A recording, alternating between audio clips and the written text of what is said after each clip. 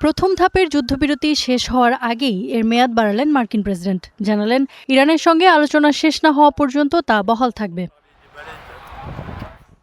তবে হরমুজ প্রণালীতে যুক্তরাষ্ট্রের নৌ অবরোধ বহাল থাকবে বলে ডোনাল্ড ট্রাম্প লিখেছেন নিজের ট্রুথ সোশ্যালের পোস্টে। এছাড়া যুদ্ধবিরতির মেয়াদ বাড়ানোর সিদ্ধান্ত পাকিস্তানের অনুরোধে নিয়েছেন বলেও জানান তিনি। প্রশাসনিক বিভাজনের কারণে ইরান ঐক্যবদ্ধ প্রস্তাব উত্থাপন করতে পারছে না।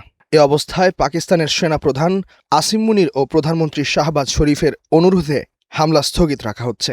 ইরানের সঙ্গে আলোচনা শেষ না হওয়া পর্যন্ত যুদ্ধবিরতি থাকছে।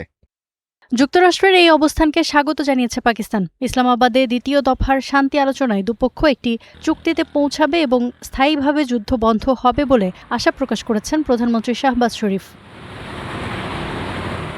তবে যুদ্ধবিরতির সময়ে মার্কিন সেনারা আরও সংগঠিত হবে বলে জানিয়েছেন সেন্টকম কমান্ডার ব্র্যাড কুপার। জানান, বিরতি চললেও যেকোনো সময় অভিযানে যেতে প্রস্তুত থাকবেন তারা। পুনর্গঠিত হচ্ছে, যুদ্ধের কৌশল ও কার্যপ্রণালী সমন্বয় করছে।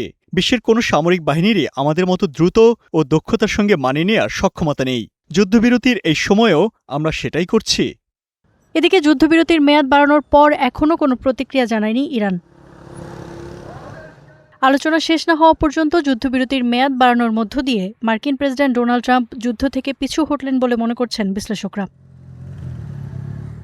ইফাতিরা, স্টার নিউজ।